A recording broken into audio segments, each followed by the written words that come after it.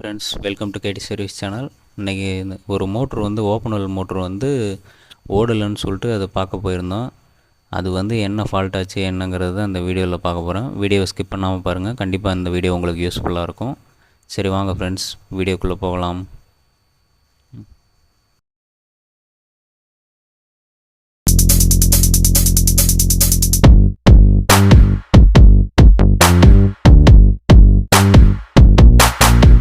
முதல்ல மோட்ரு வந்து சப்ளை கரெக்டாக வருதுன்றதை முதல்ல டெஸ்டர் வச்சு பார்த்துட்டு அதுக்கப்புறமா மீட்ரு வச்சு வோல்டேஜ் வந்து 3 ஃபேஸ்லேயும் எவ்வளோ வருது அப்படிங்கிறத பார்க்கணும்.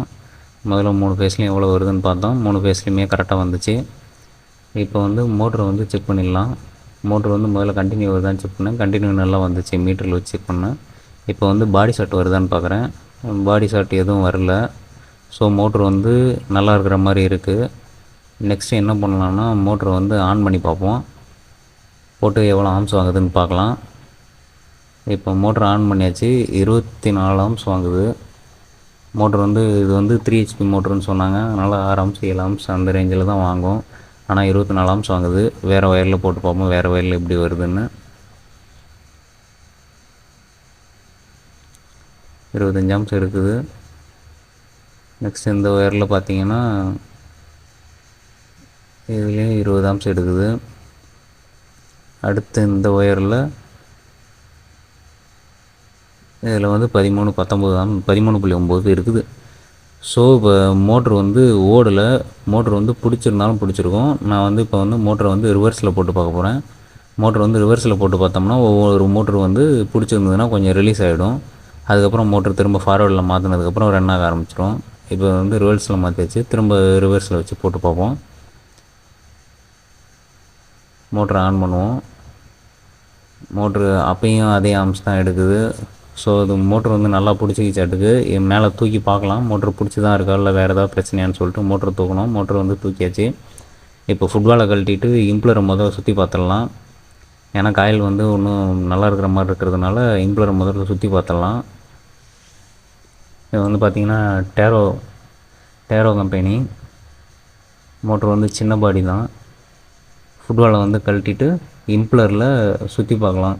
இம்ப்ளரில் திருப்பி வச்சு சுற்றி பார்ப்போம். நல்லா சுற்றிச்சு அப்படின்னா மோட்ரு வைண்டிங் போயிருக்கலாம், இல்லைனா புஷ் எதுவும் போயிருக்கலாம். சப்போஸ் சுற்றலை அப்படின்னா பிடிச்சிருக்கும். பிடிச்சிருக்கிறத சரி பண்ணால் போதும். ஃபுட்பாலை கழட்டியாச்சு. இம்ப்ளரை சுற்றி பார்க்கலாம்.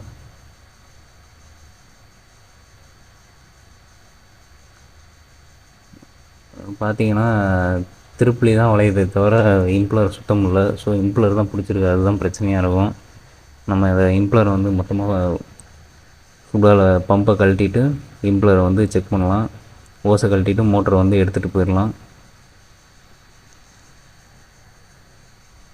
முதல்ல ஓப்பன் பண்ணி தண்ணி இருக்கான்னு பார்த்தோம். ஏன்னா ஆயில் செல் போயிருந்துருக்கலாம். ஆயில் செல் போயிருந்து புஷ் போயிருந்து கூட அந்த மாதிரி பிடிச்சிருந்துருக்கலான்னு சொல்லிட்டு பார்த்தோம். பம்பை கழட்டலான்னு பார்த்தா எல்லா நட்டுமே எத்து போச்சு.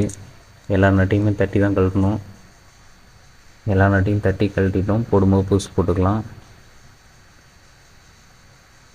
இதில் பார்த்தீங்கன்னா நிறைய சின்ன சின்ன கல் மண் இது பாருங்கள் டைட்டாக இருக்குது. சுற்றும் போது பிடிக்குது பாருங்கள். இது வந்து பிடிக்குது, ஃப்ரீயாக இல்லை. இதில் பார்த்தீங்கன்னா உள்ளுக்கு வந்து சின்ன சின்ன கல் மண் எல்லாம் ஏறி வந்து ஃபுட்பாலை வந்து சுற்ற விடாமல் பிடிச்சிருக்கு. அதனால தான் வந்து இம்ப்ளர் வந்து சுற்ற விடாமல் பிடிக்கவும் தான் தண்ணி வந்து ஏரில் மோட்டரும் பிடிச்சிக்கிட்டு ஆம்ஸ் அதிகமாக வாங்கியிருக்கு. இப்போ தட்டி இம்ப்ளரையும் கழட்டி வெளியில் எடுத்துட்டோம். இம்ப்ளர் கழட்டி வெளியில் எடுத்ததுக்கப்புறம் பார்த்திங்கன்னா இந்த கேப்பில் வந்து அந்த இம்ப்ளர் ஓடும். இங்கே சுகராக தான் இருக்கும், லைட்டாக தான் கேப் இருக்கும். அந்த இதுலேயும் வந்து கல் ஏறி உட்காந்துட்டதுனால தான் சுத்தமாக இம்ப்ளர் வந்து சுத்த முடியாமல் போயிடுச்சு. இந்த தெரியுதுங்களா, இந்த காடி வந்து அந்த இது உள்ளே தான் ஓடும். கரெக்டாக இந்த ரவுண்டு அதில் உள்ளே ஓடுறதுனால இம்ப்ளர் வந்து சுத்த முடியாமல் போயிடுச்சு. இடையில போய் கல் நிற்கவும். இப்போ அதனால தான் வந்து ஸ்டக் ஆகிருந்தது. மற்றபடி வேறு ஏதாவதுனாலே பிடிச்சிருந்தது அப்படின்னா நம்ம ரிவர்ஸ் போடும்போது கொஞ்சம் ஃப்ரீ ஆகிடும். அதுக்கப்புறம் ஓட ஆரம்பித்தோம். பட் இந்த மாதிரி இருக்கிறதுனால இதாக இருக்குது. இப்போ ரோட்டரை வந்து கழட்டிட்டோம். அதனால் ரோட்டரை வந்து நல்லா முள் கம்பியில் பிடிச்சி நல்லா க்ளீன் பண்ணிக்கிறோம். நல்லா பலவளம் க்ளீன் பண்ணி வச்சு பாருங்கள். ஏன்னா இது வந்து லைட்டாக டஸ்ட் இருந்துச்சுன்னா அந்த புஷ்ஷில் போய் இடிக்கிறது அந்த மாதிரி இதில் பிரச்சனை வராமல் இருக்கணுங்கிறதுக்காக அந்த மாதிரி போட்டிருக்கோம். இப்போ மாட்டியாச்சு. மாட்டிட்டு மோட்டரை வந்து மாட்டிடலாம். மோட்டர் மாட்டிட்டு இம்ப்ளர் வந்து பார்த்திங்கன்னா அந்த கல் இருந்துச்சுல்ல அந்த இடம் ஃபுல்லாக திரும்பவும் இடிக்காமல் இருக்கணும்ல. அதனால் என்ன பண்ணுறேன்னா ஃபுல்லாக க்ளீன் பண்ணிக்கிறேன். சப்போஸ் நம்ம மாட்டும் போது ஃபுல்லாக க்ளீன் பண்ணி மாட்டிட்டோம்னா திரும்ப ஓடிச்சுன்னா கூட கொஞ்சம் நாளைக்கு அந்த இது மண் ஏறாது. ஏறினாலும் டக்குன்னு போகிற அளவுக்கு தான் ஏறும், அந்தளவுக்கு ஏறாது. மண் ஏறாமல் இருக்கணுங்கிறதுக்காக டஸ்ட்டெல்லாம், அதுவும் இல்லாமல் அதில் வந்து இதில் படிஞ்சிடும் வேறு டஸ்ட்டு. அந்த படிஞ்ச டஸ்ட்லாம் இல்லாமல் இருக்கிறதுக்காக ஃபுல்லாகவே எடுத்து விட்ருக்கேன். இப்போ க்ளீன் பண்ணியாச்சு. இந்த இதில் முன்னாடியும் வந்து அந்த இதில் வந்து இம்ப்ளரோட ஃப்ரண்ட் சைடு உள்ள அந்த இது வந்து ஓடும்.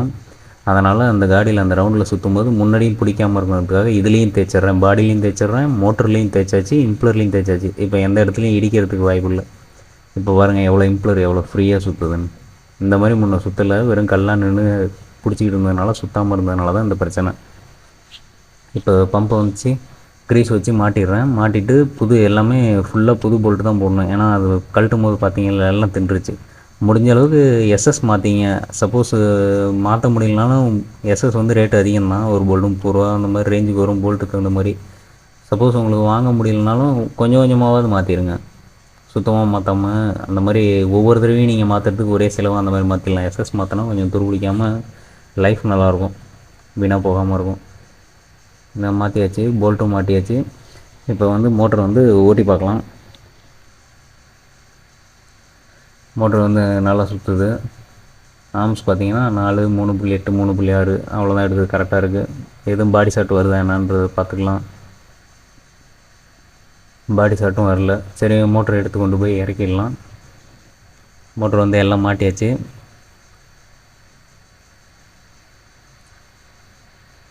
ஃபுல்லாக மாட்டியாச்சு. உள்ளே இறக்கி விட்டுட்டு செக் பண்ணிக்கலாம் மோட்டரை. கேணியில் மோட்டரை வந்து இறக்கிட்டோம். இறக்கிட்டு இப்போ ஆன் பண்ணி பார்க்கலாம்.